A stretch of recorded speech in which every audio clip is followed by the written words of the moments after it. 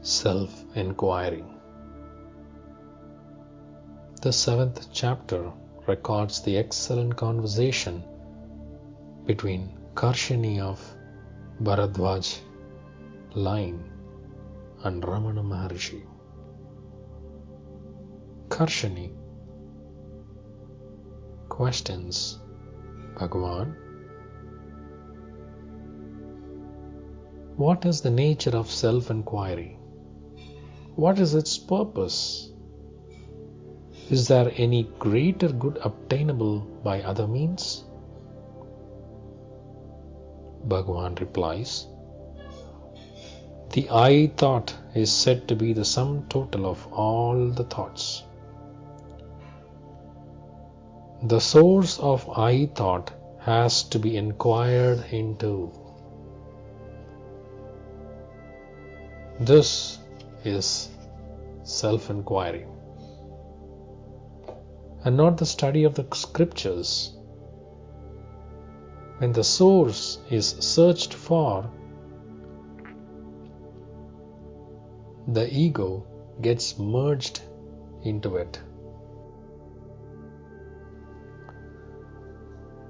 When the ego, which is mere reflection of the self, totally disappears, what remains is the true self. I repeat, when the ego, which is mere reflection of the self, totally disappears, what remains is the true self alone in all its plenitude and perfection. The result of self-inquiry is freedom from all suffering. This is the highest of all fruits. There is nothing higher than this. Marvelous occult powers may be had through other means, but in the end, freedom can come only through self-inquiry. Karshini inquires, who is considered fit for this inquiry? Can one by oneself know one's fitness? Bhagavan replies, he whose mind has been purified through upasana and other means, or by merit acquired in past lives, who perceives the imperfections of the body and sense objects, and feels utter disdain whenever his mind has to function among sense objects, and who realizes that the body is impermanent, he is said to be fit person for self-inquiry. I repeat, he whose mind has been purified through upasana and other means, or by merit acquired in past lives, who perceives the imperfections of the body and sense objects, and feels utter disdain whenever his mind has to function among sense objects, and who realizes that the body is impermanent, he is said to be a fit person for self-inquiry. By these two signs, that is, by a sense of the transitoriness of the body and by non-attachment to sense object, one's own fitness for self-inquiry can be known. Now Karshini inquires, when one is fit for self-inquiry by his non-attachment for sense objects and by discrimination, are ceremonial baths, sandhya, repetition of mantras, oblations, poured into the fire, chanting of Vedas, worship of gods, bhajan, pilgrimage, sacrifice, giving in charity, and observance of special spiritual practices of any use? Or are they a mere waste of time?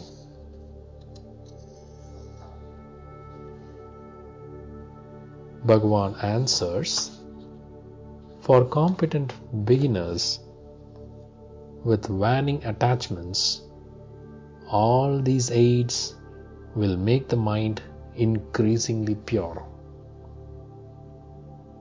Virtuous activity of the mind, speech, and body destroys the contrary activity of mind, speech, and body. All this activity of competent persons, mature and endowed with minds of highest purity, benefits the world. Men of mature wisdom perform action for helping and for welfare of others, not out of fear of scriptural injunctions. Virtuous actions performed without a sense of difference and without attachment do not stand, O best of men, in the way of self-inquiry. The non-performance of prescribed actions by a matured person pursuing self-inquiry is no sin. For self-inquiry is itself the most meritorious and most purifying of actions. I repeat, the non-performance of prescribed actions by a mature person pursuing self-inquiry is no sin. For self-inquiry is itself the most meritorious and most purifying of actions.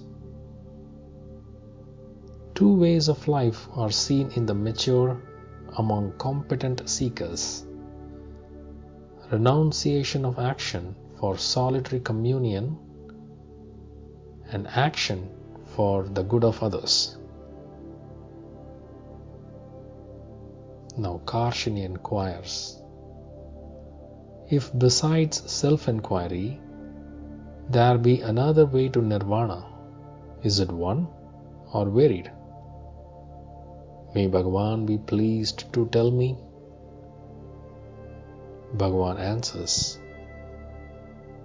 one strives to attain something, and the other seeks the one who strives to attain. The former takes longer time and in the end attains the self. The mind of one meditating on a single object becomes one-pointed,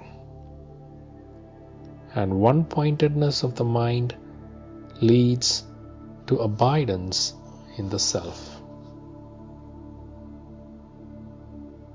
One who meditates attains even without desiring it,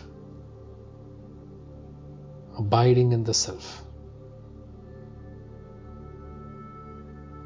The seeker, on the other hand, knowingly abides in the self. The deity, mantra, and any other excellent object on which one meditates merges in the end in the great effulgence of the self. The goal is thus the same both for the one who meditates and the one who practices self-inquiry. One attains stillness through meditation,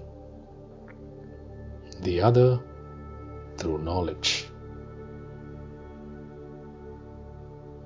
This is the 7th chapter, Self-Enquiry, Competence, and the Constituents in Sri Ramana Gita, the Science of Brahman and the Scripture of Yoga, composed by Ramana's disciple Vasishta Ganapati.